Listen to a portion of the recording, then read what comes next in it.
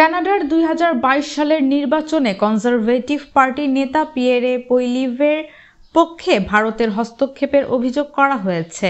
এই ঈদে জামা জুতো অ্যাকসেসরিজের ডিসকাউন্ট।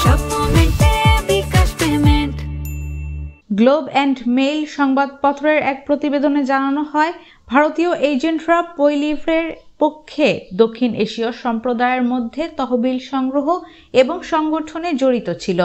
কানাডিয়ান গোয়েন্দা সংস্থার কর্মকর্তারা জানান, তারা ভারতের কথিত হস্তক্ষেপের বিষয়ে পইলিভের সঙ্গে আলোচনা করতে পারেননি, কারণ তিনি প্রয়োজনীয় নিরাপত্তা ছাড়পত্র পাননি। পইলিভ্রে কানাডার একমাত্র ফেডারাল পার্টির নেতা, যিনি প্রধানমন্ত্রীর পদের জন্য প্রতিদ্বন্দ্বিতা করছেন এবং নিরাপত্তা ছাড়পত্র নিতে অস্বীকৃতি জানিয়েছেন।